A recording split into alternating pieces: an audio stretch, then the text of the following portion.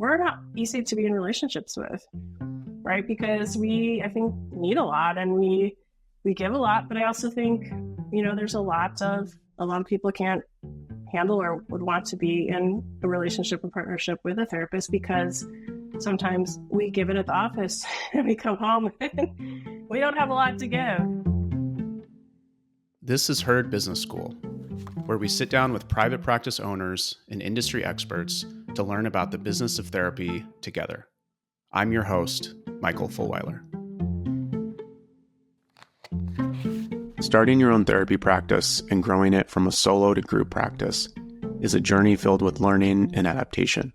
Today, my guest is Dr. Jennifer Contarino Panning, a licensed clinical psychologist based in Evanston, who has successfully navigated this path and now shares her expertise with fellow therapists. Dr. Contarino Panning started her private practice in 2004, right after her postdoctoral fellowship, with a focus on serving college students. Over the years, she's expanded her solo practice into a thriving group practice with 12 clinicians, providing a range of mental health services for the Northwestern community. I met Dr. Contarino Panning through a program I offered called Consulting for Therapists, and I'm a huge fan of her work. In our conversation, she discusses the initial challenges she faced when starting her practice, such as struggling with insurance. She also shares the mistakes she made, including getting behind on finances, along with the valuable lessons learned from these experiences. We explore how Dr. Contarino Panning's practice has evolved, particularly through the pandemic, and the impact of her participation in the Goldman Sachs 10,000 Small Businesses program. Here's my conversation with Dr. Jennifer Contarino Panning. Enjoy. Dr. Jennifer Contarino Panning, welcome to the show. Hello. Thank you for having me. Very excited to have you on. You took my Consulting for Therapists program, which is how we know each other. Yes, that was 2021. Seems like a long time ago, but also not that long. It does, yeah. Excited to catch up and hear about how your business, is going and has changed in the last 3 years. We had Dr. Ayanna Abrams on the show as well. Yeah. So shout out to Dr. Ayanna if you're listening. Really great to connect with both of you through that program. Yeah, it was a great experience and a lot's happened and also just plugging along. Let's dive right in. So you started your private practice in 2004. Yes. Which means it's been 20 years. Yes. So congratulations on that milestone. Thank you. Can you walk us through what that experience was like in the beginning?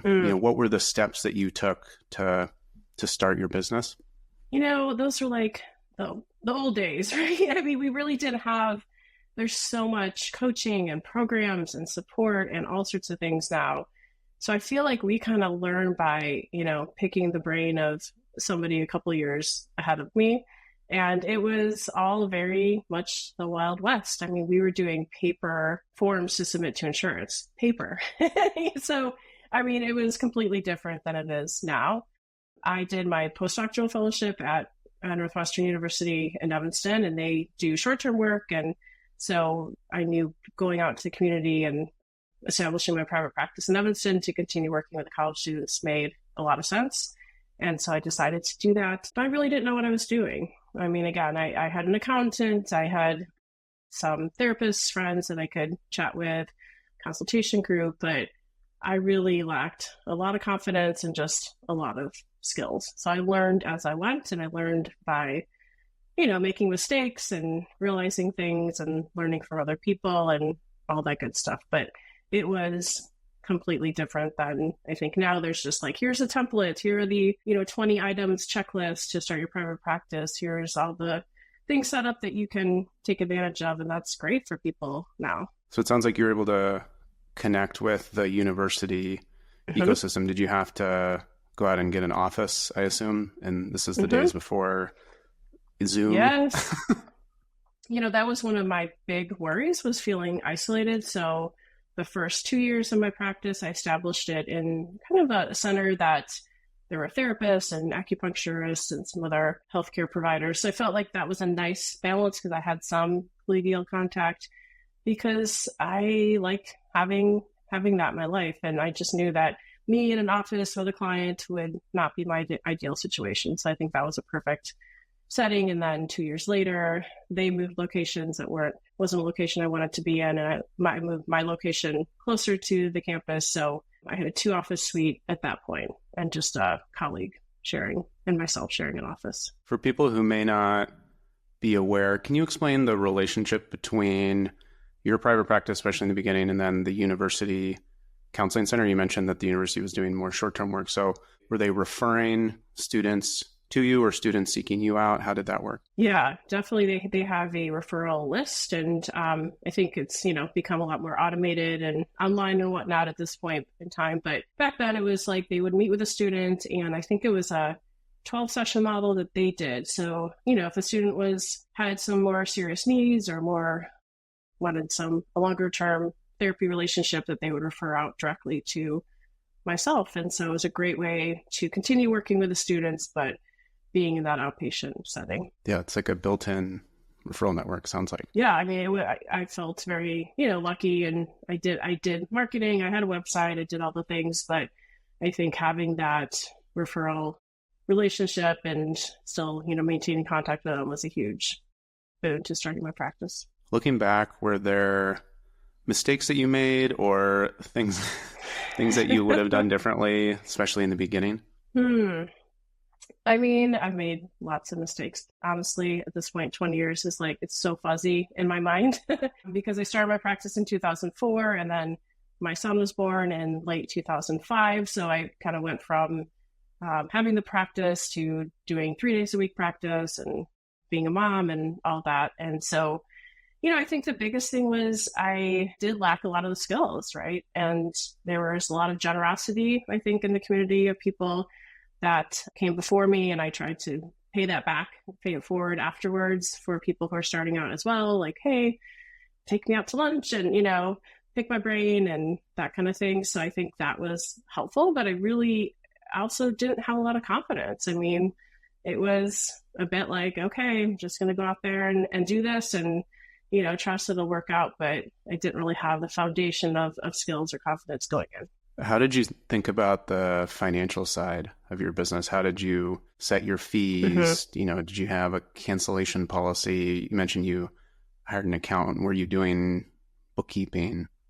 Yeah, my ex-husband was also self-employed, so he helped me with some of the, setting up some of the financials and used the same accountant and things like that. But I started my fee pretty low. It was $100 back in 2004.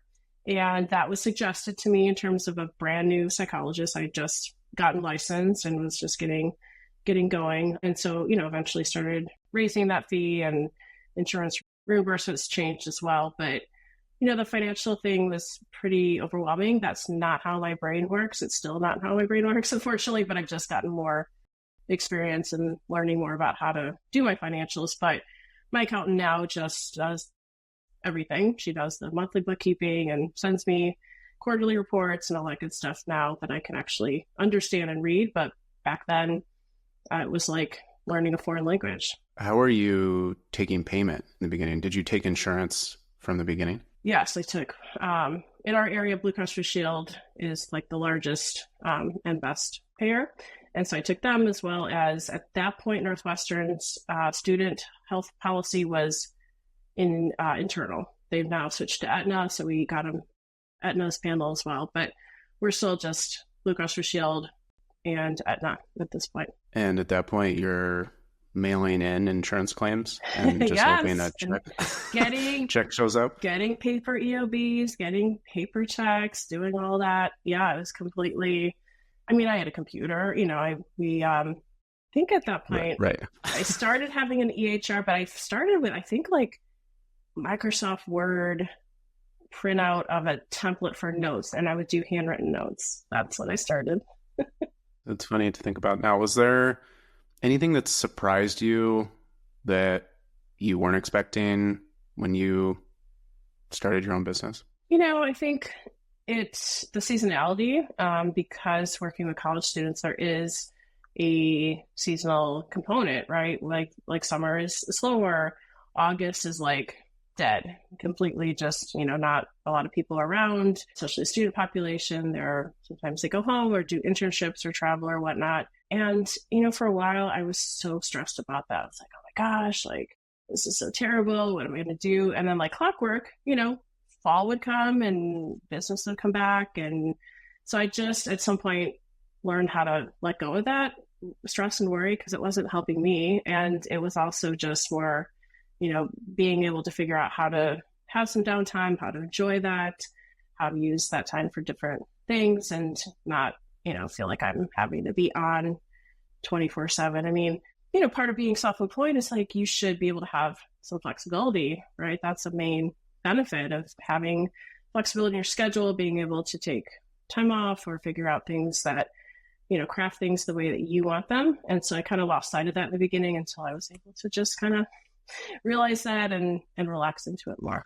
That's a great mindset shift. I've read about and seen therapists talking online about this idea of the summer slowdown or summer slump where, clients are on vacation or the sun is out. So they're suddenly happy and not going to therapy. Imagine when you're working with college kids, it's like to the extreme. So is that something that you would budget for as well? Or like you would think about when you were doing your financial planning and business planning and all that? Yes, I would try to overbook myself a bit during the school year, like maybe take on, 2 or 3 more clients during the school year to be able to have a little bit of a cushion going into the summer.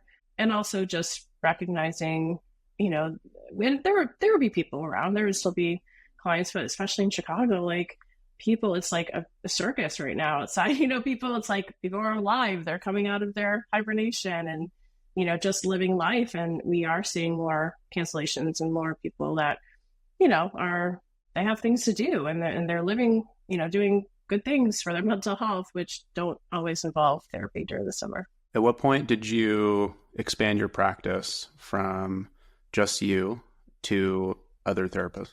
Yeah, that was 2014. I hired my first associate. It was I look back in my life and, some people are the question, right? Where do you see yourself 5 years from now or 10 years from now?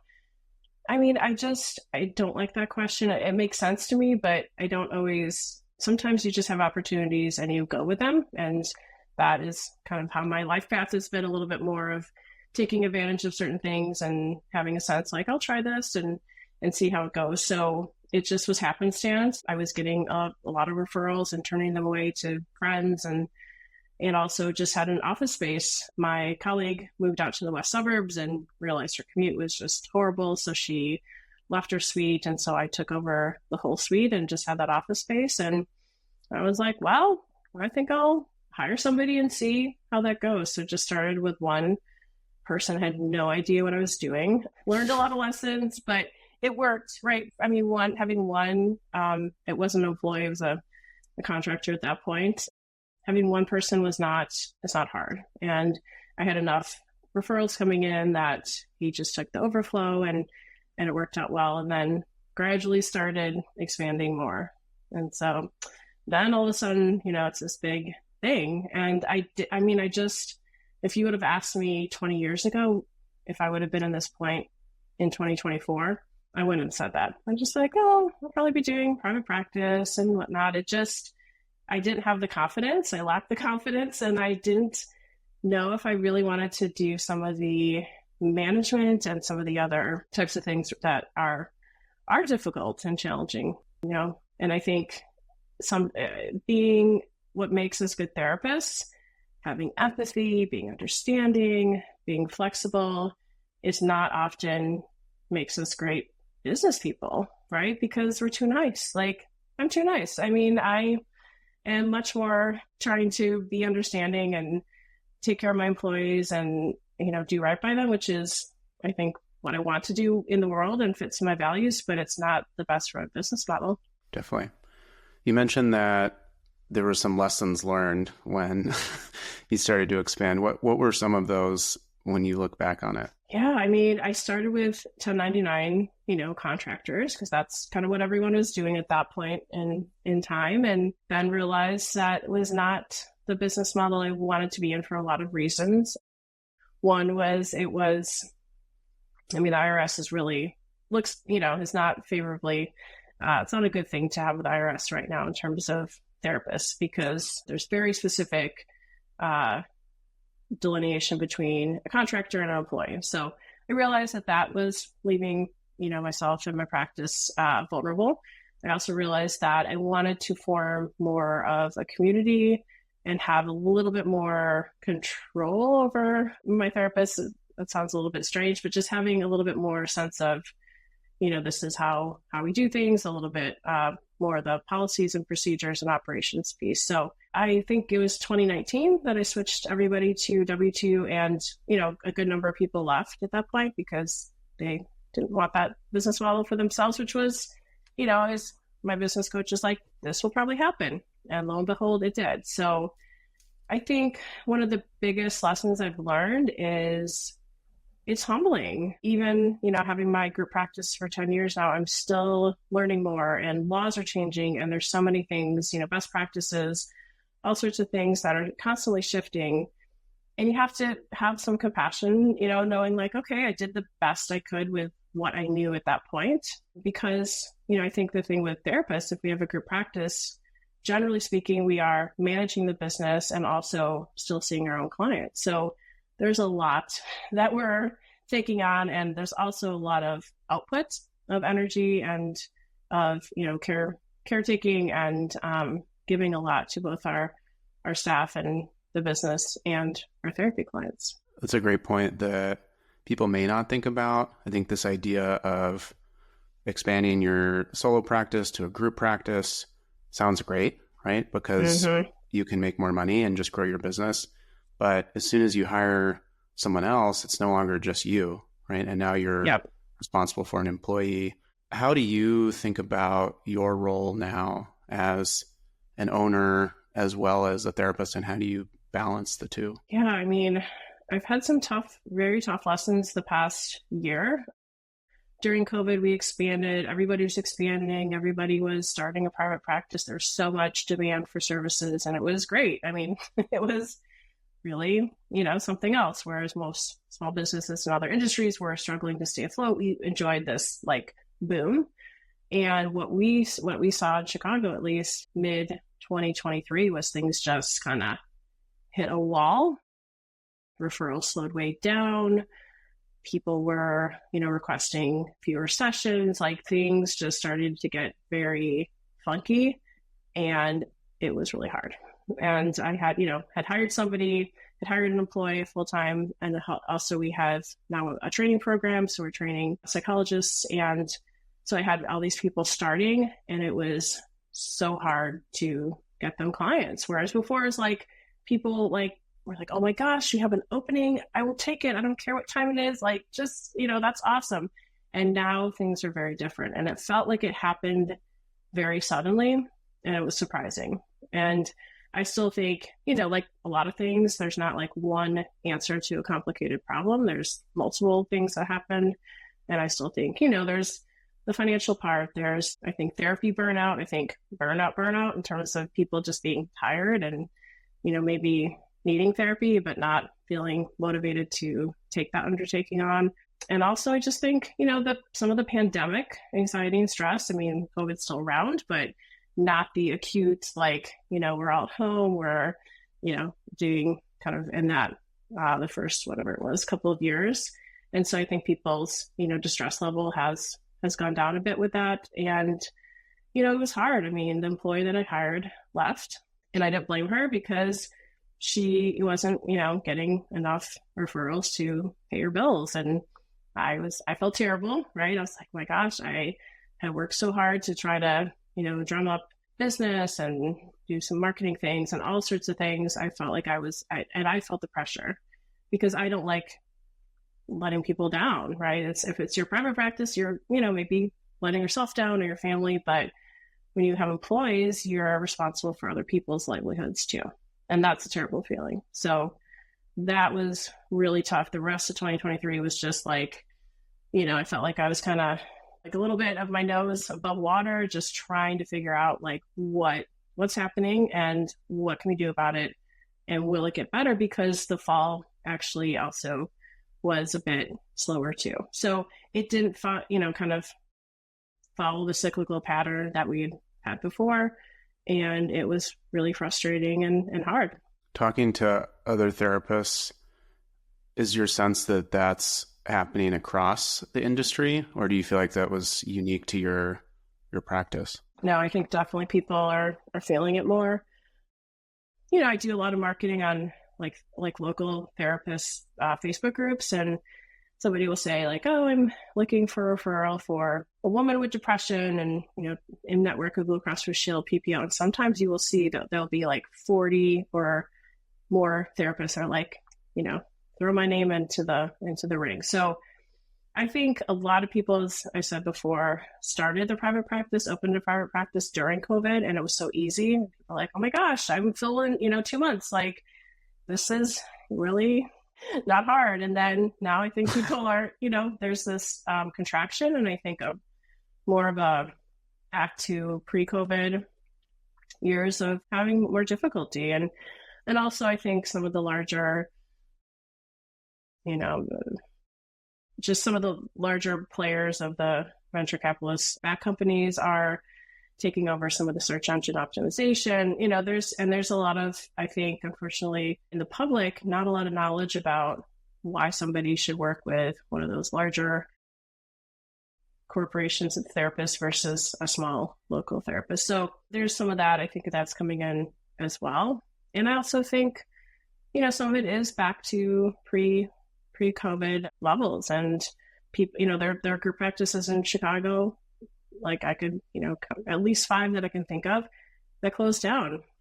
They just folded and they didn't want to do it anymore. It became too hard. And I think, with group practices especially, there's a myth that the group practice owner is like going home and rolling around like Scrooge McDuck in my cash piles, and I laugh at that. And, it's just ironic because the profit margins are even slimmer now because, insurance reimbursement is staying fairly flat and our expenses have skyrocketed with many other things, and employees want more. They want more money, they want more benefits. And so keeping up with all of that is really hard. And honestly, I could be making more money in private practice. So, it's tough. I'm hanging in there. I love, the employees that I have right now. I'm feeling very fulfilled. I love having the training program. We're doing some really cool things that I could do just on my own. But in terms of just the financial piece, it's been tricky because I think 90% of our clients are insurance-based. So even though, Evanston is a rather affluent area, people are paying so much for their insurance premiums that they want to use their, Blue Cross Blue Shield plan. And I don't blame them. I think, that's a lot of money that they're spending on insurance, and they just want to be able to find somebody in network, which we're happy to do, but we're not getting, that same kind of raises that we should be seeing at this point. I imagine working with college students primarily, there's also quite a bit of turnover. Mm-hmm. Is that an accurate assumption? You don't have clients that, you've been working with long-term for 8, 10, 12 years because, students are in Evanston, they're at Northwestern, they graduate, they move. Is that the case, or do you have, longer-term clients? Yeah, I mean, it varies. I've had, parents that contact us the summer before their child starts freshman year. They're like, all right, my kid's got a history of depression. I want to get their treatment team established before they start college. And so we'll see them, for the 4 years that they're at Northwestern. And I have 2 people in my caseload now that I've been seeing since they're 18, and now they're in their mid-20s. So, they stick around. And we do see, when we see age 10 and above, I would say our majority of our clients are between 18 and 30, but some of the young adults and older adults in the community, we certainly see for longer term. But you're right. Like some college students are like, I feel anxious, I'm stressed, I want to resolve that, and then just do my thing. And, I think that makes a lot of sense. When things do slow down like they did last year, do you do more marketing? Do you try to cut costs? Do you just try to write it out? Like, how do you curl up in a ball and cry? How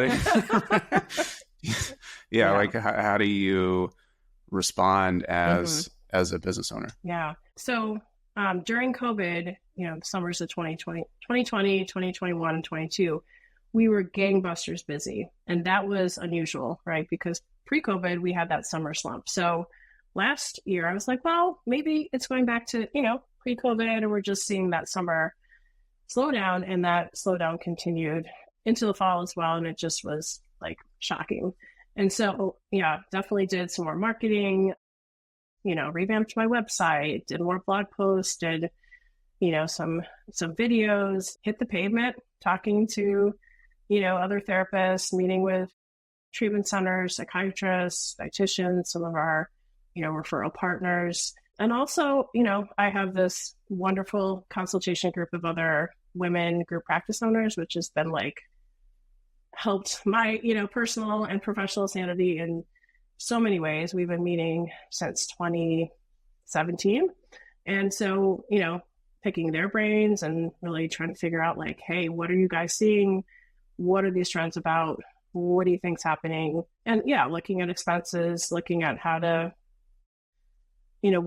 at that point, it was a little bit, as the months, went on, I started feeling a bit like, oh my God, what the hell is happening? And, what do I need to do to take care of it? So it was very stressful. I ended up going on a long weekend in October by myself to Northern Michigan because I was just like, I was done. I was like, I'm just stressed.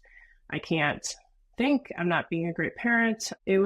I just had this sense of like, if I don't do something to like really rest and restore myself, I'm going to be not in a good place. So I was able to do that. I mean, I have a clinical director who is wonderful and kind of my right-hand person, really, and a great support.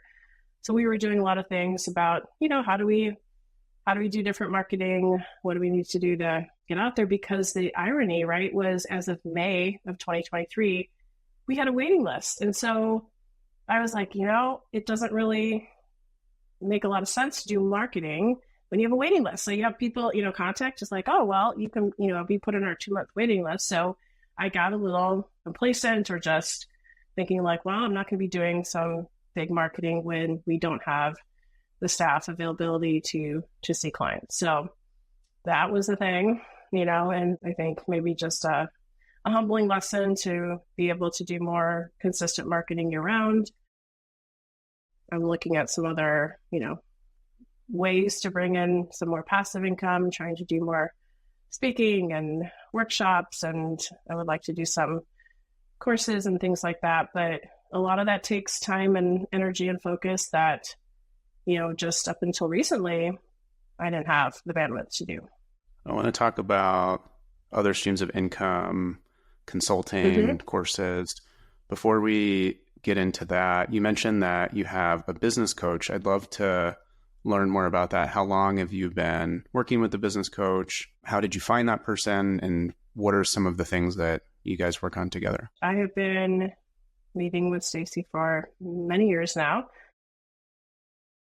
I mean, she does personal and business coaching, and she's not a like financial, like review financial reports kind of coach. She's more of helping me with confidence, with putting myself out there, with, how to help me sort of just be okay with being vulnerable and failing, right? Because that's part of success. You're going to have to fail a lot. You're going to have to make mistakes. You're going to have to put yourself out there and think like, oh, this is a great thing, great idea. You might get feedback. It's a great idea. And it might just fall completely flat. Right. So, and that takes a lot out of you. So, having her support of coming up with some ideas around also employees, like I had to really have some difficult conversations and let somebody go and really look at, where's my energy going? Right? Because, really have to, as a business owner, you have to be able to work on the business and not work in it. Right. And I found myself just getting inundated with the small minutia that really was not where my zone of genius is, from Gay Hendricks' book. So, working with her has really helped my focus and helped my attention and remind me that that's where it needs to be. I'm not good with details. I have ADHD. I've had it for many years. I have a lot of support. I've learned a ton about like what I need to do to shore up my weaknesses. And I've gotten to a good place with that. And my strength is the vision and being able to keep, that really, really clear and moving forward. So that's a lot of what she helps me with. I love that. There's a lot of negative connotation around coaching in the therapy world, and I think a business coach can be invaluable, Mm-hmm. especially if you don't have an MBA or didn't go to business school Yep. like most therapists. Right. Right. I mean, I don't do it on my own, right? I have my admin team who does all the intakes and billing and all that. I have a business coach. I have a therapist. I have a consultation group. I have, a housekeeper. I, have other things in place because I've learned throughout the years that I have to watch my energy. And I'm really good at overworking. I'm really good at just, nose to the grindstone, overwork, get it done, and then I burn myself out. And that doesn't help anybody. So over the years, I've really had to learn what kind of supports I need and how to ask for help, how to delegate, how to, kind of empower my staff a little bit more and set more firm limits. And that's something I'm still working on. Even just on the financial side of the business, I'd heard we talk about building a money team. So you have a bookkeeper, someone who's doing your books for you every month, a CPA, they're the ones that are actually doing your taxes for you. You have a CFP, so often, a financial planner, someone who's helping you with forward looking. So really building that team of support. I love what you said about being able to focus on your zone of genius, right? Because that's what you're really good at. And everything else is really a distraction, and it takes your energy and focus away from, what you want to be working on. Yes, absolutely. And I think we see people who are doing well, and we don't always see the behind the scenes of what that takes and what it takes to make that all work. And, even so, I sometimes am dealing with a clinical situation after hours that just needs my input. And also, when I go on vacation, I take my email off of my phone.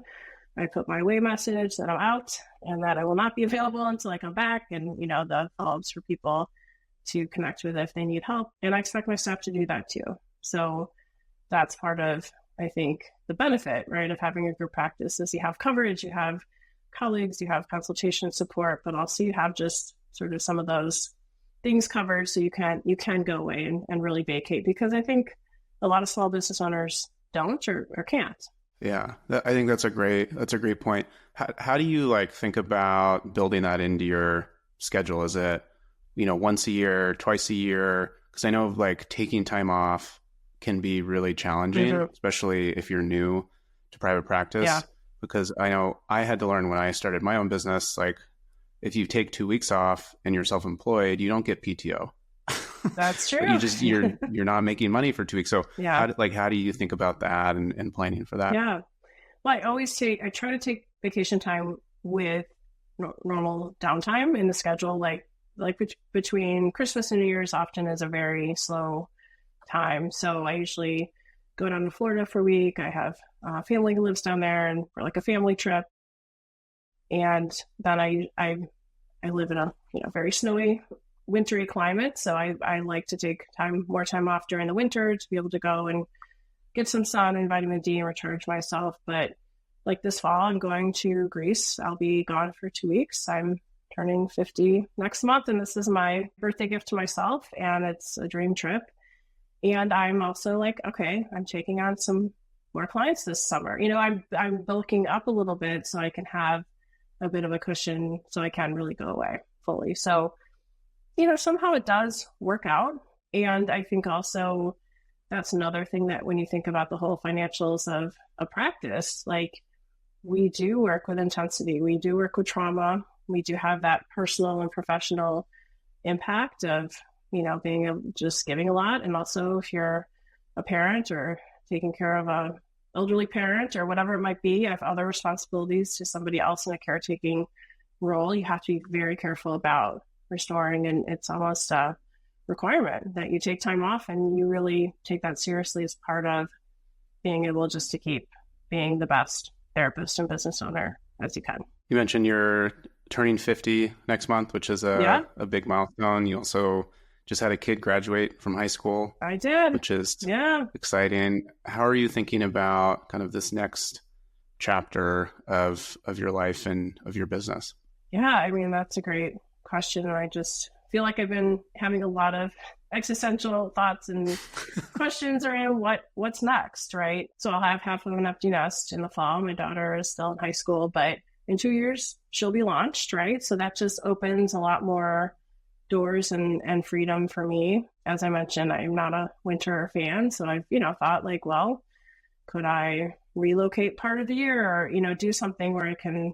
I mean, telehealth has opened up a lot of possibilities, but also the reality is, I think the average lifespan of a group practice owner is 8 to 10 years, and I'm already at 10 years, and I don't know what's next for it. I as I said, I love the staff, and having the psychologist trainees, like that's been really rewarding, because just having that like new energy and freshness and being able to give back to the next generation, all that's been very rewarding. I don't know if I'll be, 10 years from now still owning my group practice, or if I'll somehow, transition into something else. I mean, honestly, I've had that conversation and those thoughts a lot more with some of the rockiness I've had in the past year of like, how do I want to keep doing this? And is the stress level, right, that I'm experiencing right now and going through and trying to sort of get back on a better course, is it worth it? I actually just hired, so I have a practice management team I've worked with for 5 years. They're out of state. They're great. I have nothing like great things to say about them, but I have missed having somebody local, like just little things, right? Like, do I want to be swapping out the water bottles in the water cooler all the time? Somehow that comes back to me, just having somebody to manage the office and be local.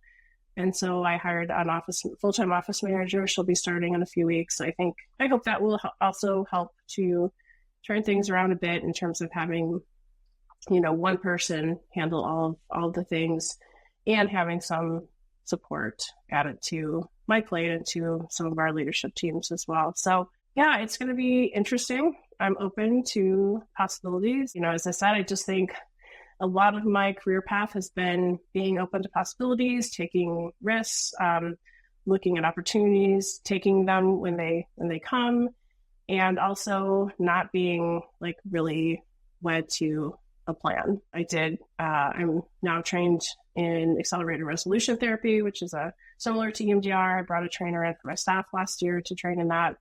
And so that's been a great addition. And I think that's also been great for burnout, because it's just a very different model of how to work with a client. It's very different from traditional talk therapy. So I'd like to keep, I'd like to become a trainer and doing ART, and still bringing that back to the community. And so, I like to dabble in things. I like to do new things. I think that helps with burnout, and that helps with creativity. And I don't know what's next. I mean, I think for me, what I look at is like, I have 2 more years to, before my daughter is launched, and before I need to, or I can think a little bit more broadly about, even locations and things like that. But I'm enjoying it for now. And right now, the staff we have is terrific. They're just hard workers and good clinicians and grateful and really aligned with our mission and our values. And so I'm happy.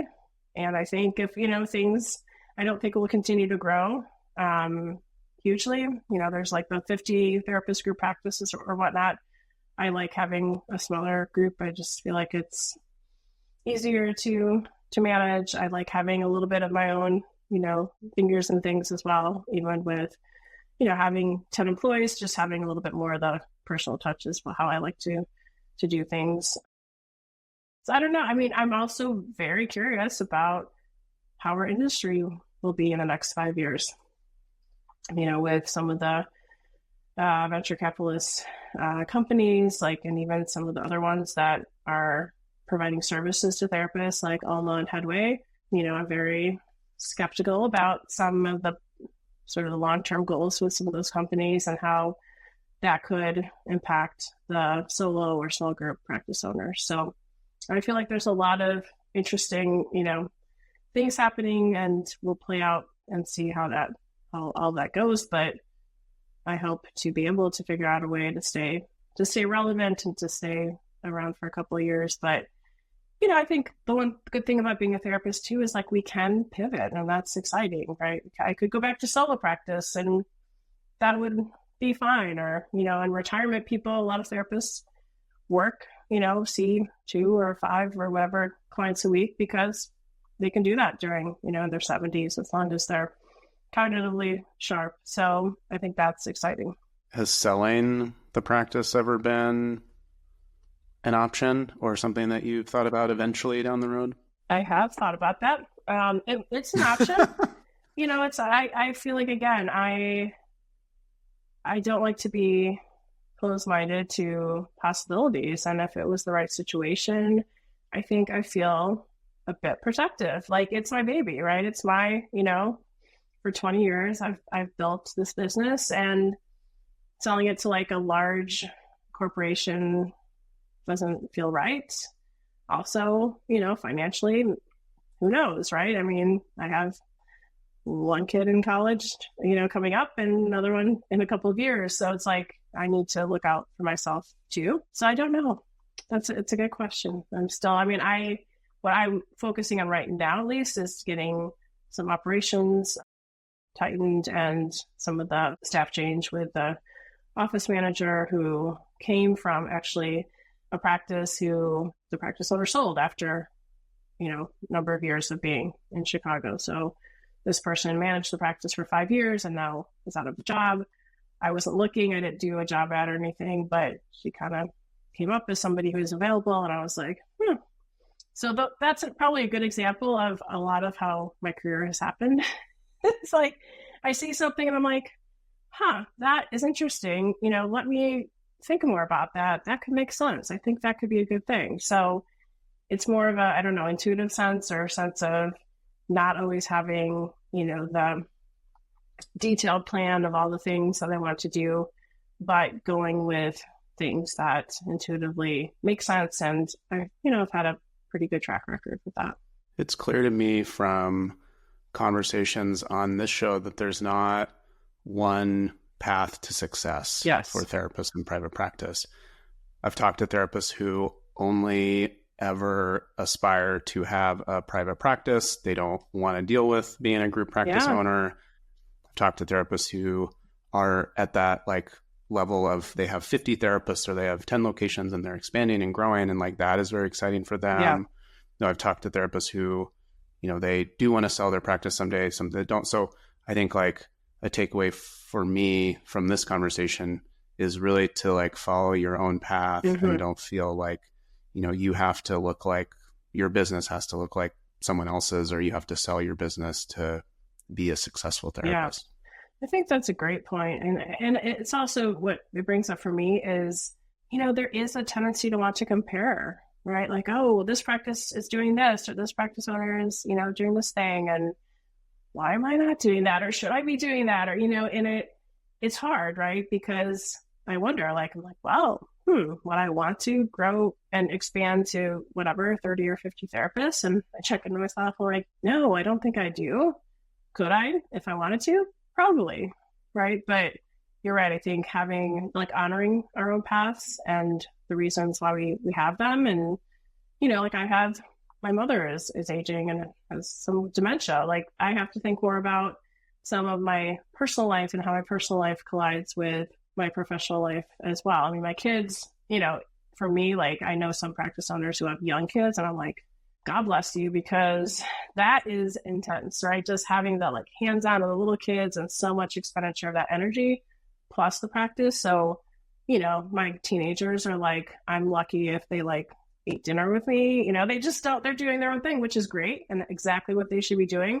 But it has freed up more of my time and energy and sleep to be able to have more to pour into my business. But I think the personal component and the relationships, I think something I've had to learn along the way is just the importance of, if I have a romantic partner, that person has to be in a support role and we're not easy to be in relationships with, right? Because I think, need a lot, and we give a lot, but I also think, there's a lot of people can't handle or would want to be in a relationship or partnership with a therapist, because sometimes we give it at the office and we come home and we don't have a lot to give. So I'm divorced. I went through a breakup several years ago with somebody who's just not a good fit. And, I'm with somebody now who's like an awesome partner. And I realize now how much that changes. That's a game changer for obviously my personal life and me, but also my practice. So I think that was a huge lesson. I didn't really think about that as much as what an impact that would have.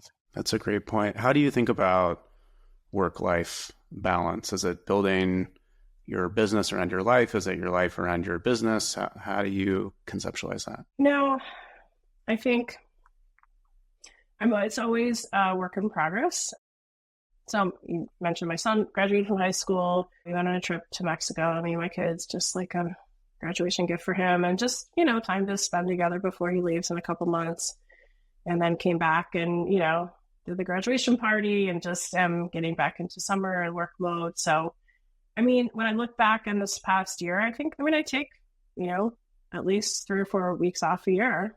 And that is really nice. And that works well for me. As I mentioned before, that fall weekend away where I just was like, I was just done with things and in a really bad burnout place.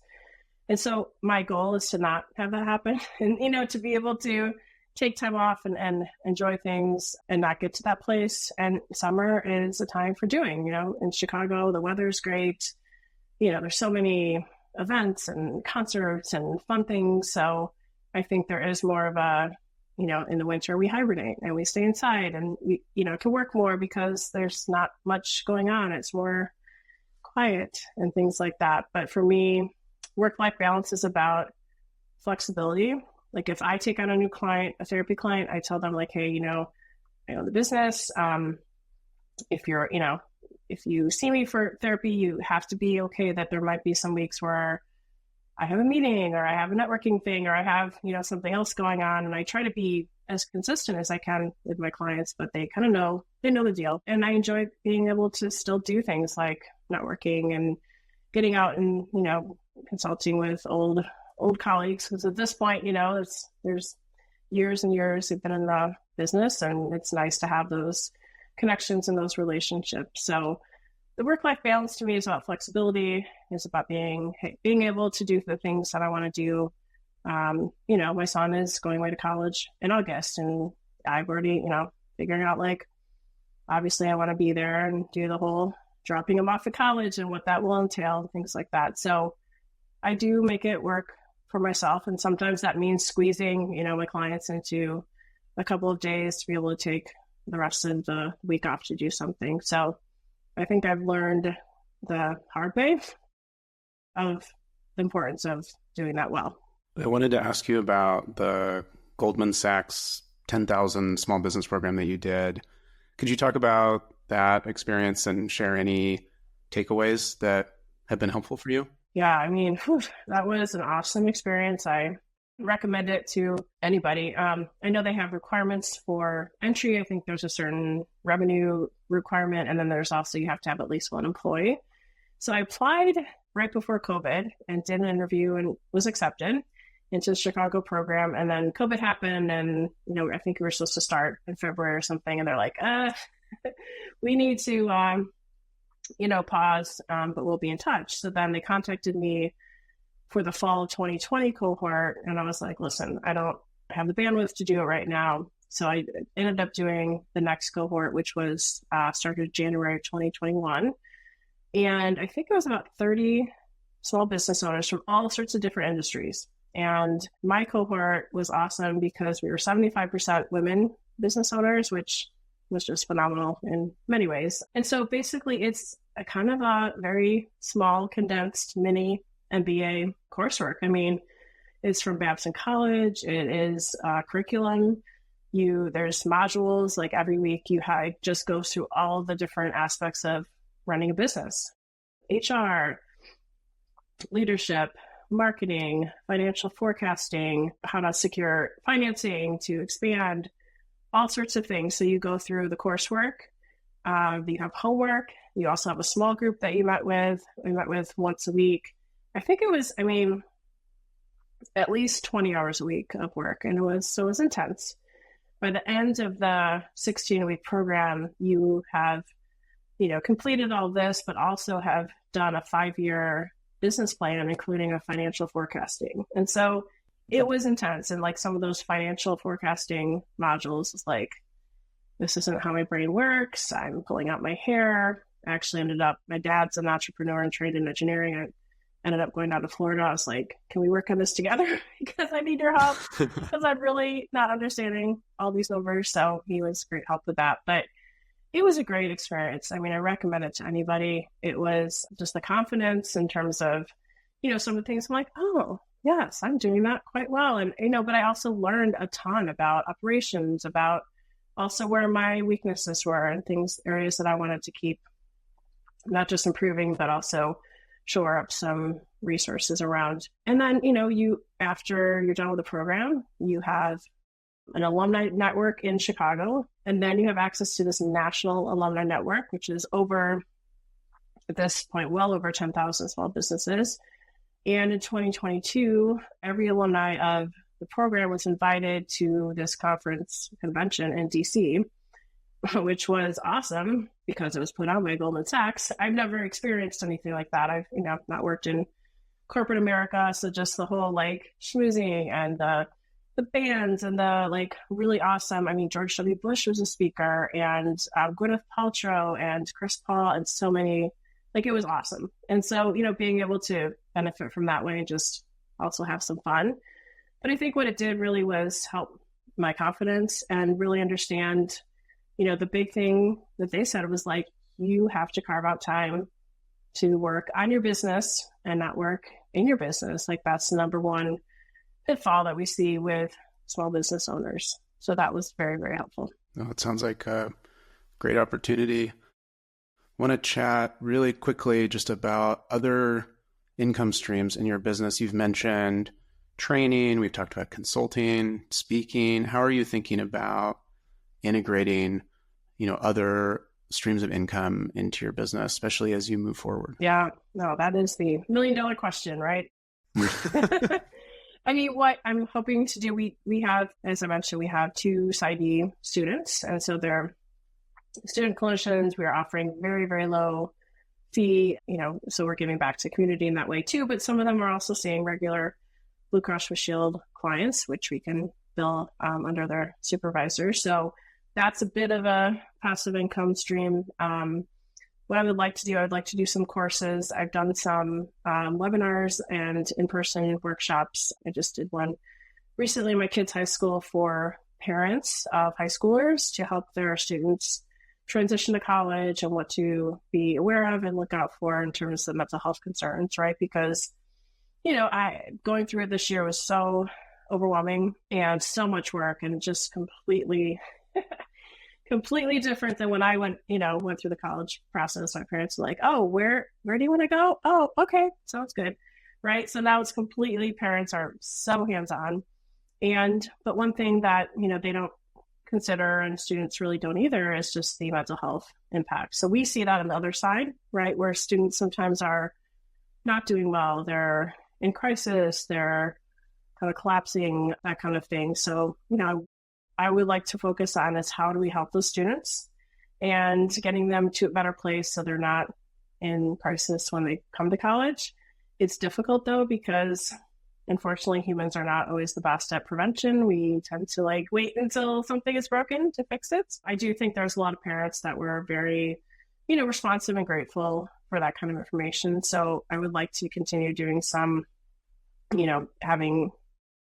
putting together some coursework and webinars where we can market that at a lower price point and be able to get that out to a lot of people. I would like to be able to continue to do some speaking. And another thing that we're wanting to do more of is with the accelerated resolution therapy. I did the advanced training earlier this spring, and I want to be offering intensives for that, which would be more of like a standalone. Somebody comes for 6 to 8 hours and does a lot of processing and traumas, and that's a out-of-pocket service. I mean, that's what we're looking at too, is just how do we get more out-of-pocket customers, right? Because the insurance is just, it's set at there's a limit to that. And so that's part of what I'm looking at as well. I love this idea of helping high school students transition to college. It feels like such a need. So if you're listening or watching this on YouTube, you're affiliated with a high school or a group that works with students, definitely reach out to Dr. Jennifer. I think that would be, a really valuable, workshop or talk that you'd be able to provide. We're coming to the end of our conversation. Unfortunately, we wrap up the show with a segment that we call the footnote. So my final question for you is, what's one thing that you want therapists to take away from our conversation today? I think honor your path and really get to know who you are as not just a therapist, but as a business owner, with your strengths and weaknesses, and figure out what supports you need to have and do that, right? Like make that happen for yourself, because you will be so much happier, and that is an investment that's well worth it. Well said. Where can people find you online, or where can they reach out to you? I'm on LinkedIn, Jennifer Contarino Panning. My professional website is evanstonspsychologist.com. My practice is Mindful Psychology Associates in Evanston.